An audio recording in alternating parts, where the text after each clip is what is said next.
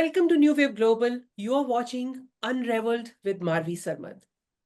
This episode was originally planned to examine Pakistan's green development vision, especially the military-led Cholistan Canal project. But as it often happens in our part of the world, priorities get rearranged by force many times. The April 22nd Pahalgam attack in Indian-administered Kashmir, followed by India's retaliatory posture, including the announcement to unilaterally suspend the Indus Waters Treaty or holding it in abeyance, has once again turned our attention outward to the India-Pakistan battlefield. But in the process, internal resistances like the protests in Sindh get drowned out. For the context, the Pakistan government has now shelved the Cholistan Canal project. For now, we don't know how long it holds, but they have done it for now in response to the public backlash. But that doesn't mean that the militarization of development is over, either here or across the border. Today, we look at how both Pakistan and India use national security and development as tools of internal control, turning land and natural resources into weapons of power. We focus on two urgent themes. One, the capture of land and silencing of dissent from Sindh and Balochistan to India-administered Kashmir, Manipur, and other tribal belts in India. And the second is the weaponization of development and natural resources. How dams, canals, and mega projects serve more as political arsenals than public goods. With me to explore these threads is political economist and a scholar par excellence, Asim Sajjad Akhtar. Welcome to Unraveled, Asim. This is your first time here. Thank you for having me. So let's get to it straight in. Cholistan Canal project announced with fanfare by, in collaboration with Army, now abruptly shelved. This temporary retreat could be a signal of a rethink or maybe just a tactical retreat, until the noise dies down. We hope it doesn't come back. But I was struck by an official, Pakistani official, saying on media that Green Pakistan is about food security. But protesters in Sindh, we have seen, they have been calling it a land grab.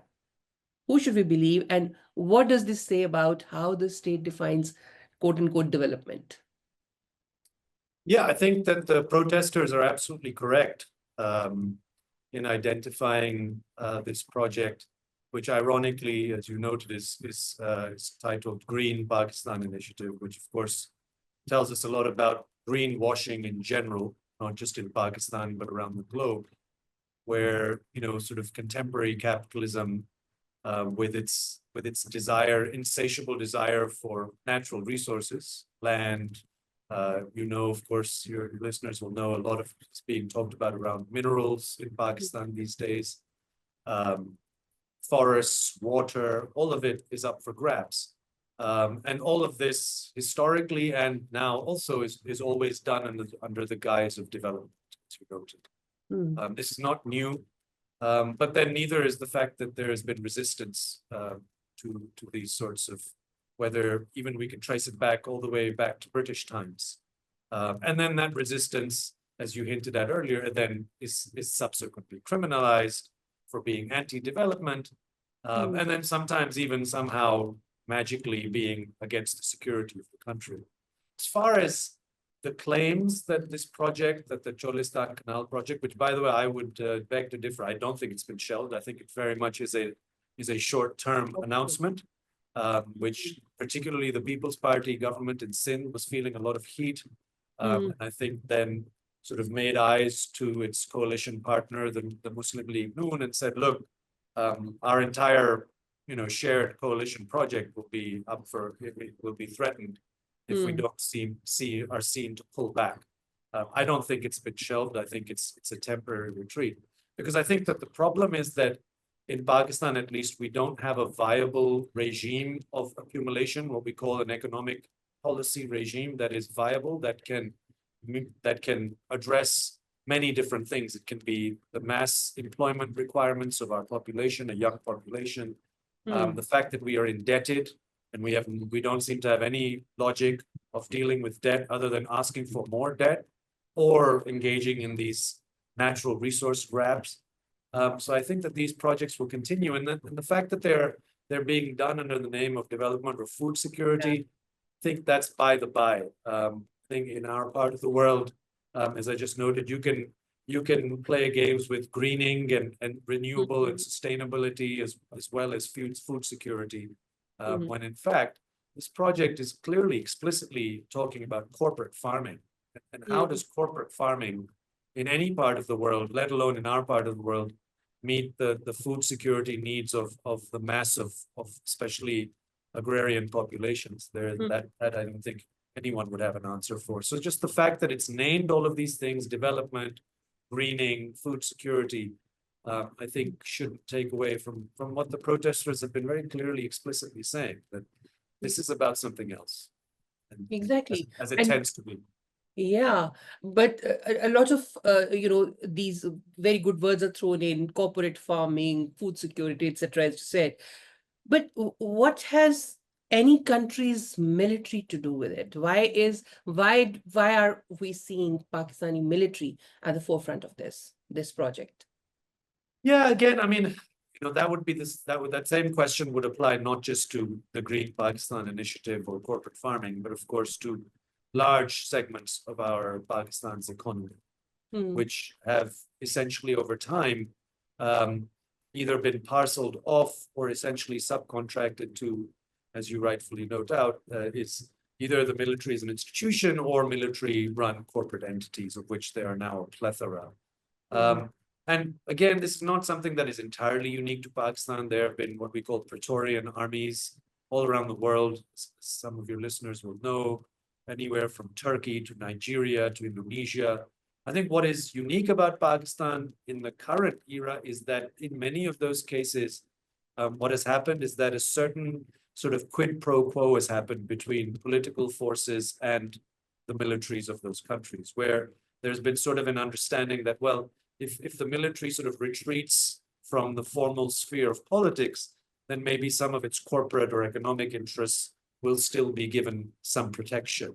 But in our case, all of these interests seem to meld, whether it be direct sort of political power or economic power.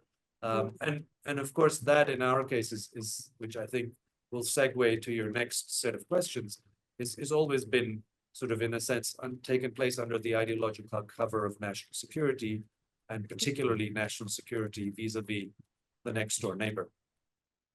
Yeah, but in the context of Pakistan, what does this mean for civilian control and civilian authority and democratic space in Pakistan? Because a lot of commentators I have heard in Pakistan are saying that the hybrid plus regime or system, if not this regime, is to stay almost forever in Pakistan. How do you see it?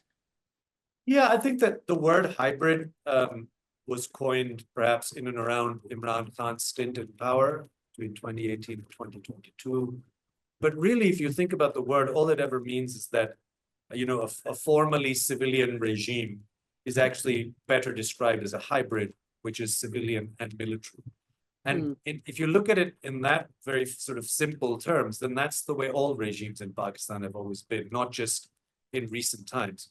I think what has happened in recent times is that there's been more and more militarization of policy space, of decision making, of even the way in which lawmaking takes place in parliament, which has always been influenced by the military's larger than life role. But I think probably the balance, if you compare it to other formal civilian regimes, of course, again, all of your listeners will know that the Pakistani military has directly run government for virtually half of its existence through the martial laws. So it's really about a degree. It's a spectrum. Is it complete martial law? Is it some kind of hybrid regime? And have we ever been on the other end of the spectrum, which is a civilian regime which is completely free of military influence? I would argue that's never happened. Exactly. That's true. But any hope of regaining whatever control the civilian had, say, 10 years ago, I think there's none to very little. Yeah, I mean, you're right. It doesn't, it's certainly the pattern, particularly since, let's say, around 2013, 2014, really does seem to indicate that it's a steady, complete shift towards the military part of the hybrid. Mm, And you're right. And I think the problem is, again, which is something that is historical, that unless you have a constituency within the political mainstream that is actually genuinely committed to changing that, then what will happen, as we've seen happen 2022 most recently, that formally mainstream parties that are out of power, that talk a lot of good rhetoric about democracy and civilian rule, do a deal with the devil to come back into power. And of course, the Imran and PTI regime was itself cultivated into power. So then neither the PTI nor the other old mainstream parties, there's really no constituency that's saying, well, we don't want to do a deal. We want to come to power on the basis of, the people's mandate, rather than a mandate from, it could be the military, it could be a segment of the judiciary, which of course is also heavily politicized. So that's really the problem. However, having said that, I think there is some hope, right? Look at the people on the street in Sindh. Look at, the young Baloch women who are, quite yes. remarkably, running this historic movement despite repression. Look at, the young Pashtun survivors of war that Mm, in 2018 created the PTF. And I think that is the hope. Now, does that ever translate into mainstream politics? I think that is a bigger conceptual question, which, by the way, probably applies everywhere in the world. That are the people's aspirations really met by mm. mainstream political parties that, in our case, may be answerable to the military, but in most other parts of the world are answerable to money. So, that's a larger question, but I don't think one should be hopeless, precisely because we do see these people's movements, making a dent in one way or the other. Yes, that's right. And it's very encouraging. Looking at India as well. But one thing that I can't help noticing is that this focus on development and this conceptualization of development of for example constructing big infrastructure projects both in Pakistan and in Indian administered Kashmir and also the Northeast India as well, Manipur, Mizoram. People, their local resistance movements there have been uh, in on both sides of the border have been very concerned about the environmental and climate challenges because of these projects. The forests are depleting. So since they are mega projects and these are very fragile areas in terms of security, so the security forces jump in to quote unquote, I mean, to secure these projects, whether it is in Balochistan's Gawada or it is in Mizoram or it is in Indian administered Kashmir. And activists have been, raising a real hell of a noise against these projects because that affect their environment, which brings food to their table, in a sense. So I see it as if the state structure is deliberately creating the security kind of a situation so that in the garb of security, providing security, you actually what you do is occupy the areas with the resources. How do you see it? No, I think you're right. I think that's correct. I will say that, what you see, for instance, in Indian Kashmir, since the revocation of Article 370, right, there's been this claim, which of course, the Indian left and progressives have resisted, that Hmm. everything is normal. This word normalcy, I believe, has been really heavily deployed by the Modi regime, right, to make it. And of course, Pahalgam was a problem for the regime, not least of all because of the violence involved, but because it shattered that notion that everything is normal. Hmm. And the regions you're talking about, Kashmir or Assam or Nagaland, Manipur, even what we know as the Red Corridor, the next like sort of insurgencies, Chhattisgarh, Jharkhand, and then Pakistan, Balochistan, Gilgit-Baltistan. These are long-standing historically contested regions where local people have a long, in a sense, history of resisting what they see as some kind of authoritarian at best, and in some cases really conceived of as colonial. And so really what you see in more recent times is that these regimes, it could be the Modi regime, it could be in Balochistan in Pakistan, that there's been actually a spurt of infrastructural development, which was previously relatively limited. And that then has generated new problems, ecological problems, more problems of dispossession. So the state is trying to sort of push back against this perception that it doesn't care and it just wants these regions for their strategic importance or for their resources. But the kind of developmental regime that it is introducing is itself destructive in its own ways. And then in the Indian Kashmir case, as you know, there's this fear of demographic change that in the last, 5-6 years since Article 370 was revoked, there's been these new residency permits that are being given to non-Kashmiris to come in. And that is a similar fear that you'll see in Balochistan, that real estate is being sold to outsiders and our demography. So it's an interesting situation where a state that has historically struggled to generate any kind of legitimacy for itself in these regions because of its strong arm tactics, now is saying, look, we're introducing all of this new infrastructure. But that infrastructure itself has its own, in a sense, destructive effects, particularly ecologically, and especially in the mountainous regions, where there's, incessant road building on the surface looks like infrastructure and it's all about generating tourism, but really has more extractive sort of effects in a sense, especially in the long run. And then, as you say, then any kind of anti-development, so to speak, or anti-infrastructure, sort of voices are then considered to be a national security threat. So it's like a cycle, we're operating in this historical cycle where states don't enjoy legitimacy. They're trying somewhat new steps to generate more legitimacy, and really they're not, because their methods are still very strong arm, are very, imposed, and I think still are fundamentally extractive. It's like an extractive logic, which is why I think they're, in various shapes and forms, people don't buy it. Yeah, and thank you for bringing this national security angle to it, because my next question was exactly that. In India, we see the security discourse, it's heightened security discourse especially after the Pahalgam attack. It has quickly mutated into anti-Kashmiri or anti-Muslim sentiments.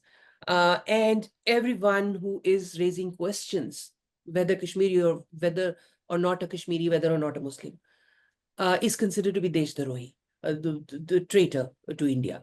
In Pakistan, protests in Sindh and Balochistan, we have seen, even Maharang Baloch, the totally non-violent struggle for, resistance for rights, legitimate constitutional rights. Now, she is also being branded with BLA. Anyone who supports her struggle, Baloch people's struggle, are, you and I probably a part of it also, have been branded traitor to Pakistan. Are we seeing this mirror image in how dissent is delegitimized, and how does that help the the project of the state? Because an unrest among the people wouldn't help them. Can you please make sense of it for me? Well, I mean, not sure I can make sense of it. I can certainly try and historicize it. As I noted earlier, I think that these are states historically, quite aside from the fact that we are taught from a young age in both countries that somehow magically we created new free countries in 1947. But the fact is that these state structures, these institutions, especially these unelected apparatuses of the state, and that is true in India, by the way, as much as in Pakistan, even though India doesn't have a Praetorian army, but it does have its Khana and Kacheri and Patwar Khana and, those sort of local state institutions that are still quite oppressive. And I think that that is a legacy of colonial times. It's just that in peripheral regions, like the ones we're talking about, that those legacies are even more pronounced. And what you see in maybe the northern Hindi belt, or you see in Pakistani Punjab, is that there's been a greater, not a shift, but there's been relatively more success in terms of the center being able to co-opt sort of segments of the population by giving them something other than just the danda. Whereas in the peripheral regions, it's basically just been the danda. And I think that now, as I said, even when you've introduced sort of new infrastructure under the guise that you're saying, look, now we're giving something to these peripheries, people don't trust it, and for good reason. Because anytime I raise a question or you raise a question, anyone, particularly local people, the sons and daughters of the soil, we're saying, look, I'm not opposing this project because I'm just opposed to any kind of project. I actually have meaningful reasons to say this is going to cause ecological problems. This is going to cause dispossession of local people. This is going to cause, in Sindh's case, just the projects we were talking about, this was a fairly logical idea that if you keep building dams and canals, there'll be no water. Sindh's delta is already dried up because there's been so much damming of the Indus River. These are not outrageous, sort of claims. These are empirically verifiable claims. But the state, as you say, can I make sense of it? These are states that don't know how to respond, that in their essence are not able to absorb democratic voice. That's just not how they are built. That's not just not how they are built on. Let's find someone to be to give us applause for clamping down on someone we call an anti-state traitor, and that's how they've survived. And I think that's what you're seeing now in the aftermath of Pahalgam, right? Generate this huge clamor within the mainstream to vilify Kashmiris and Muslims.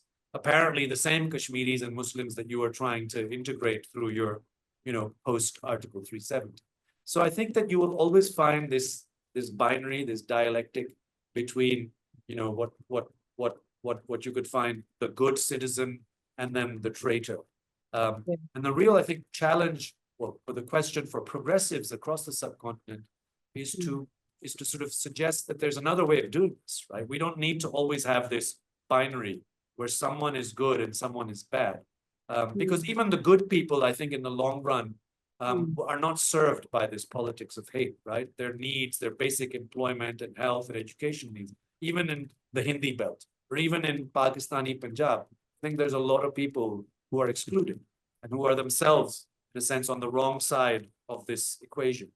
And I think that's what progressives across, and partly by saying, look, we're not at war with one another. These are our governments that do this. And we don't want war. And I think that's, to the extent that's possible, I think that's what people are trying to do right now. But as you say, it's hard in the face of this clamor, in the face of this like overwhelming sort of you're with us or you're against us kind of discourse that is generated after such attacks. Yeah, but this constituency you're talking about, the constituency that brings sense to debate a bit, that is shrinking in both the countries to more rapidly than I could ever imagine. And then we look at the world and we see from subcontinent outward, everywhere, be it Latin America, or the Central America, or the North America, in Europe, everywhere, this the project of liberal democracy seems to be depleting very rapidly. And I think I would love to bother you another time for this discussion about the backsliding of liberal democracy and what is coming ahead. But for now, I will, let's talk about India's suspension of the Indus Water Treaty. I mean, it has made headlines, but haven't both countries both the countries have already weaponized water? A couple of days ago, I was interviewing Nasir Memon Saab, and he said very interesting thing that, now Pakistan's Punjab-centric politicians and journalists would understand What happens when upper riparian does that to lower riparian? What the Pakistan, mainstream Pakistan had been doing with Sindh is now being done to Pakistan by India. Do you see the comparison valid?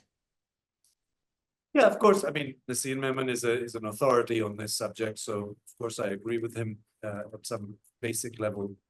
I imagine that he might also have mentioned that partly this is also a lot of like, rhetorical, like playing to the gallery, because in fact, in practice, most of Pakistan's water, which is of course is a separate crisis in its own right, comes from already from GB, which is already in the Pakistan area. So like 85% of the Indus water comes from GB. So, the fact that Modi is showing Pakistan eyes and playing to a gallery, and of course it's symbolic to say he'll hold the Indus Water Treaty in abeyance, but in practice it won't have an immediate impact. Yes, in the long run, as I think Memon Saab notes rightfully, these are resources that are not the property of any authoritarian regime or even in the state. These are resources that nature has bequeathed to all. And it so happens that people in the highlands are the first, in a sense, have the first rights. It could be people on the Indian side of Kashmir. It could be, people further east, Tibet, Nepal, or it could be the people of Gilgit-Baltistan and so-called Azad Kashmir. And in fact, on all of these sides, what you find is water is weaponized. So Siachen, which is where we saw the last Indo-Pak, Kargil and Siachen, that has been, these are glaciers. These are glaciers that provide water to all of the people of the subcontinent. And we have, militarization of those glaciers even. So even outside of this particular incident where Modi is sort of suspending the Indus Waters, which I totally agree with, is a ridiculous thing to try and do and makes no sense other than to just generate chaos and generate mistrust. Even beyond that, these states are looking at water, as we talked about earlier with land, as I hinted at earlier with minerals. These are all resources that should be used to the benefit of people. But what we see with these states is that they're militarizing these resources, either for the benefit of a small interest group of state personnel or their friends, or just in the name of some, rather increasingly amorphous idea of national security. But will climate change stop at the border? If there's an extreme heat wave in Rajasthan, won't it come into Sindh? If there's a flood, in the Kabul River, won't it come in from Afghanistan into Pakistan? Of course it will. So these are like making people crazy around nationalistic slogans, when in fact water, forests, question of extreme heat are very serious problems that affect almost 2 billion people across the subcontinent, and no amount of like finger wagging and nationalist sloganeering will change that. And these sorts of steps, the ones that the Modi has announced, for instance, just make things worse. They make it less and less likely that people across the borders can cooperate in the long run to address these very serious long-term challenges. And in fact, reinforce what the states are already doing with regards to water within their own territorial boundaries. Yeah, and I agree with you. Prime Minister Modi is definitely playing to the gallery, but I was because I'm an avid reader of Indian and other countries' newspapers, and I have read certain many experts and commentators in India have been repeating this over and over again for last few days, is that it's not just about stopping water flowing to Pakistan. Even if we don't do that, because India does not have capacity to do that. That has been discussed a lot in India. And to build that capacity would take at least 10 years.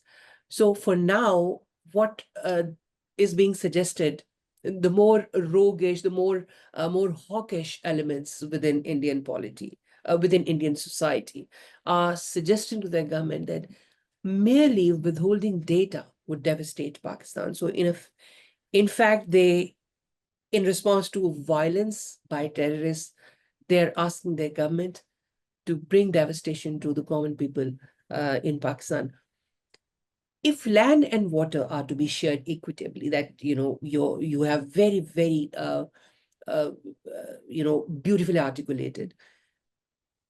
If these resources are to be shared equitably within states and between the states, what kind of political rethinking does that require? Can a militarized nationalism, you have already answered that, can militarized nationalism even allow that conversation? But what is the alternative? How would you articulate the alternative to what is happening right now? Yeah, no, I don't think that the status quo allows any kind of meaningful conversation. As you rightfully note, even in for periods of time where within a particular country, we see perhaps some softening around the question of peripheries. The moment some attack happens, then all of a sudden, people like Mara are criminalized, or, as you say right now, after Pahalgam, all Kashmiris are suddenly suspect. So there's just no question that we can even start talking about things like, well, resources, ecologies, the larger developmental regime, the fact that we have, I think it's something that's totally underemphasized. We are a region of almost 2 billion people, right? All of South Asia. And about a billion and a quarter of those are young, under the age of 23. That's like an astonishing number of young people for whom we have no project. We don't have any logic of employment. I mean, Pakistan, of course, is worse off than India. We have our young people dying in ships, capsizing off the coast of Greece because they're trying to smuggle themselves out of the country to find some kind of gainful employment. But it's not like India's growth has generated huge amounts of employment either. I mean, there's been some industries like pharmaceuticals and software. But India still has a huge problem trying to absorb its young people. So these are conversations that need to happen across this region, because if you have ecological crises, then it's going to be young people who are going to confront those ecological crises, right? In 20, 30, 40 years. If we have a shortage of water, if we have extreme heat waves, if we have, whatever we have, if we have deltas drying up, these are things that the young populations are going to have to confront. And what is the alternative? Well, I mean, of course, one is to have these sorts of conversations where, we're not here trying to win something over for one country or the other, right? We're trying to see how both countries mirror one another, and how many of these, in fact, phenomena are really not as different as often, one nationalistic gallery would like to believe or projects vis-a-vis the other. In the long run, I think we have to, even if it sounds a bit ridiculous, and I know people would say this, we have to project imaginaries or horizons that sound very far-fetched. But I think, who would have thought that European countries in 1944 would be talking about a European Union and visa-free access? And of course, they've turned their back a bit on that recently. But that happened, and it changed the way European history played out. So a South Asian Union, something where we can move freely, where we can go to study freely, we can go to be employed freely. That's admittedly is very far away from where we are today. But I do think that it matters if people across different territorial boundaries at least say these things, at least talk this language, at least say, look, there's no other way we're going to confront some of the. You cannot bash Pakistan as an Indian and hope to solve your problems. Just like Pakistan cannot hope to just whip up frenzy that we will respond, equally if something happens. I mean, these are slogans that work for a little while, and then you go back to the everyday grind of ecological problems, of lack of employment, of violence and colonial statecraft. So I don't have an answer that's very concrete, but I do think that talking about these things, talking with and across these otherwise huge, formidable ideological walls that our states create, I think that's the only way forward. And sure, there's not a lot of, as we talked about earlier, in the mainstream, it's not very hopeful, but I do think people's movements and the voices of peace exist across this region. And it's these voices and these movements that I think have to continue to push and make debts in these otherwise increasingly impermeable sort of, just these buttons of hate. Oh, thank you, Asim, for this deep dive and very eloquently answered questions and bringing much needed nuance to the debate. I'll have to leave it there. Viewers, this was Perspective from Pakistan, a scholarly perspective. What we see unfolding in both India and Pakistan isn't just about terrorism, borders, or treaties. It is about control over land, over people, and the narrative of who belongs.